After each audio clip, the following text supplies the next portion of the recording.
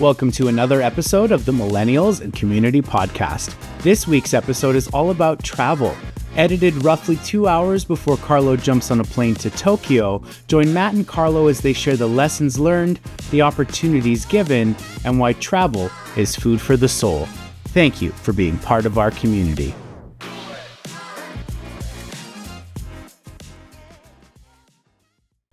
Hello, everybody. Welcome to another episode of the Millennials and Community Podcast. I'm Carlo. That is Matt. We affectionately call this show the Mac Podcast. So glad that you're here with us. Super excited to talk about what we're going to talk about today, mostly because it shares from some of our past experiences, both together and separate.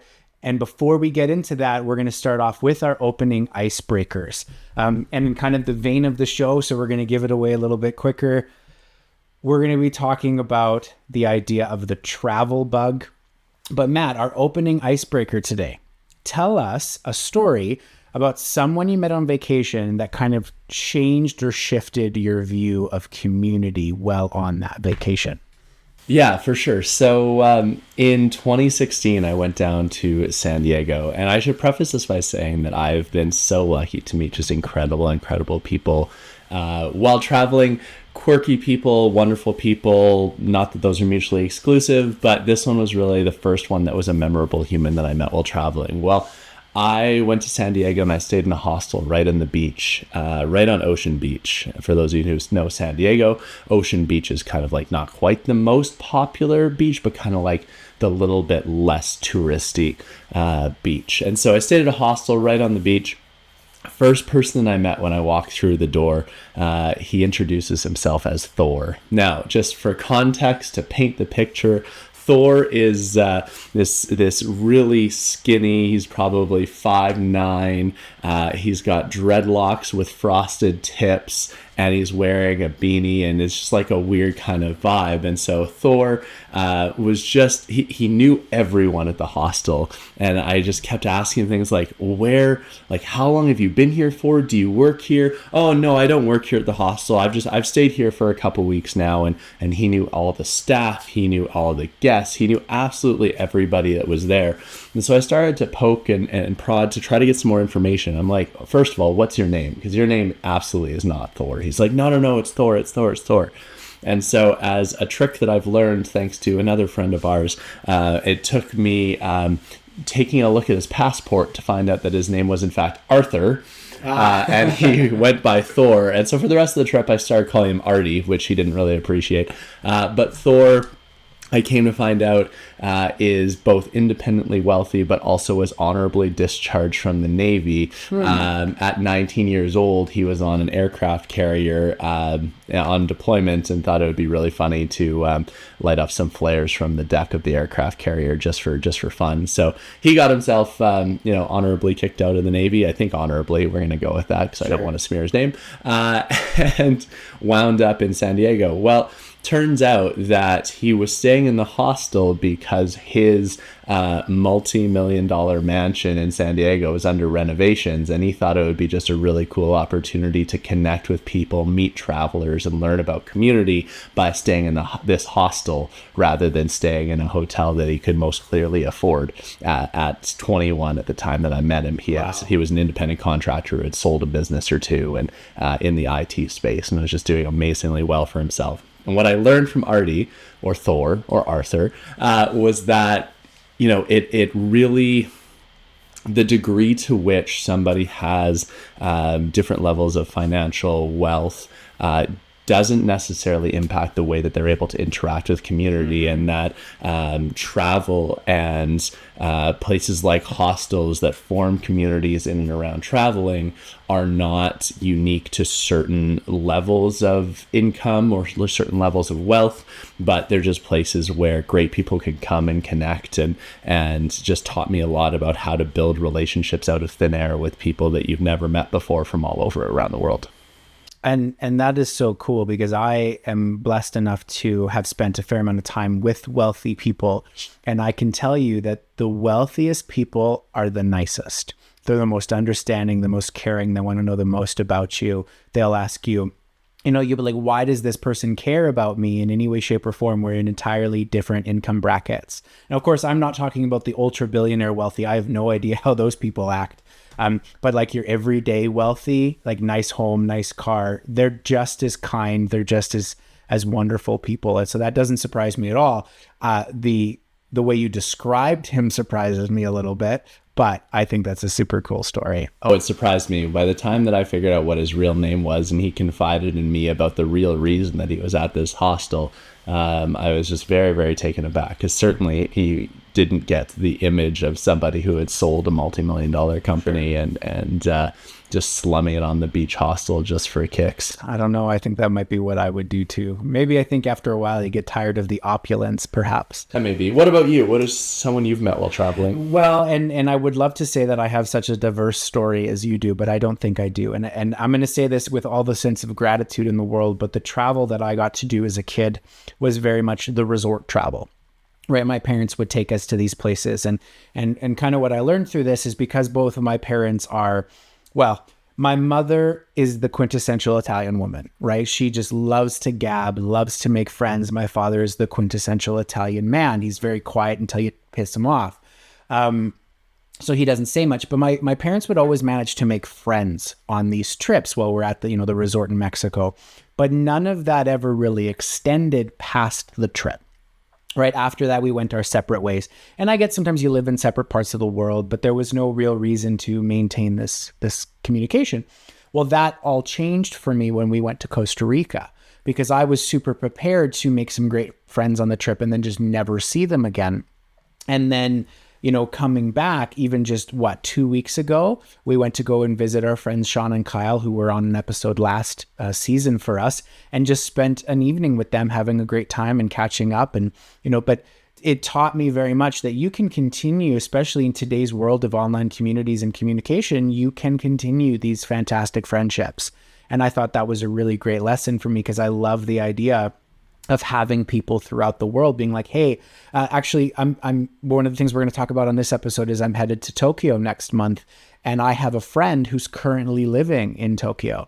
So I saw him the other night. He came into town, and I said, oh, I forgot to tell you. I don't even know why I didn't tell you, but I'm coming to Tokyo next month. And he's like, oh, we're going to show you around. We're going to take you everywhere. We're going to do all of these things. And so we're super excited. So I love the idea of having people all over the world. And just because you meet somebody on a resort that lives in a different part of the world, I don't think means that you can't, continue that relationship if it was a good relationship.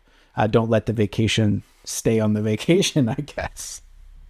All right. So obviously, if you can't tell by now, what today's episode is all going to be about travel lessons, right? Turning that travel bug that we all have into growth, opportunity, real soul feeding kind of activities, and allowing us to be better humans because of it.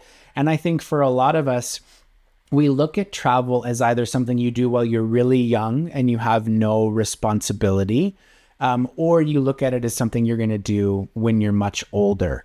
And the point and the argument that I think that both of us are going to try and make today is that doesn't matter what side of the spectrum that you're on, especially if you're a millennial listening to this show, you're right in the middle of it. Travel can be such a soul-feeding experience that you have to make it a priority here. And we're going to share some really great things with you guys, and we're super excited for the episode. So, Matt, what would be, why would be your reasoning as to why you think this is a prudent conversation to have? Like, arguably, travel is an expense right now that a lot of people can't really have.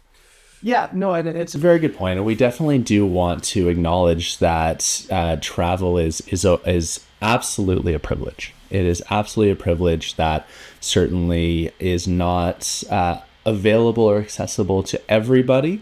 And later on, when we get to closer to the end, we want to talk about a few strategies to hopefully make travel more accessible to some people. But we want to acknowledge that certainly it is a privilege. But while it is a privilege, it's just some of the things that I've been able to learn, and both about myself and about the world, to me, far outpace anything that I've learned in other places. And so I mentioned already my trip to San Diego, and really that was the first time that I had traveled on my own, with no particular draw or pull, I suppose. Like, I wasn't going to a resort. It wasn't for an amusement park or anything like that. It was very much just, I wanted to get away. I wanted to experience a different part of the world, albeit, of course, San Diego is still a part of the United States. And so from culturally speaking, still reasonably close, or as close to Canada as you're likely to find. But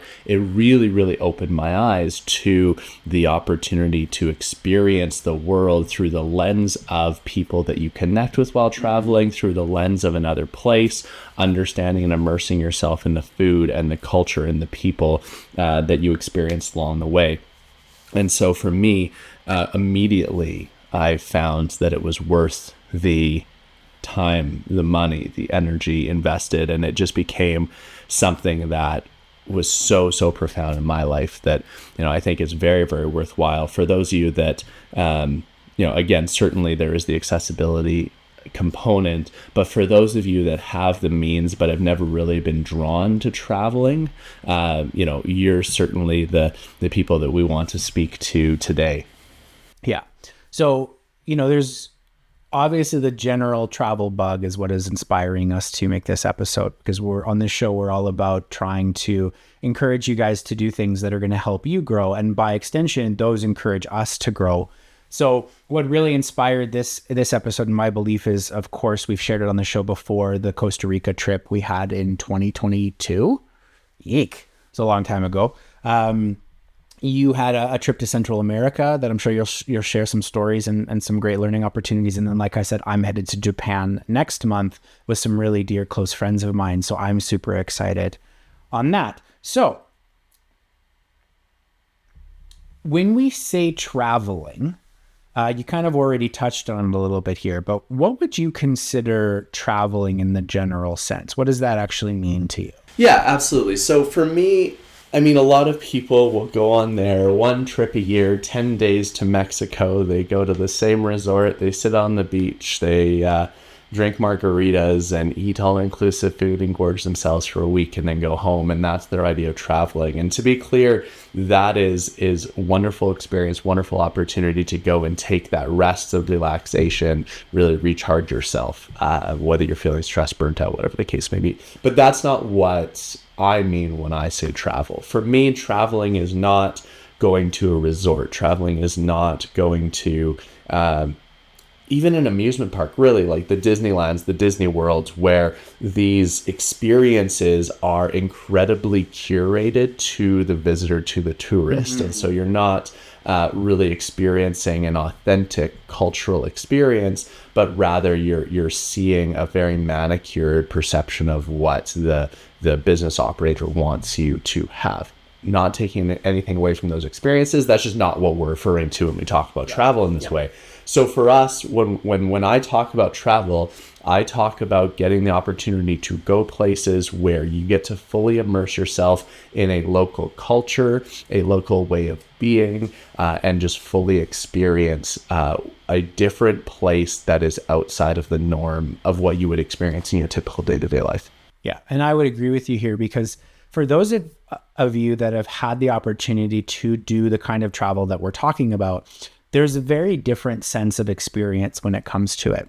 And the only way that I can describe it is that it's a sense of calm. It's a sense of very much inward kind of soul feeling, because you can sit there and you're in the throes of this new experience, this, not touristy thing at all. It can be the most simplistic thing in the world, but because it's so outside of your comfort zone, so outside of the normal for you, you can very much feel that it's different.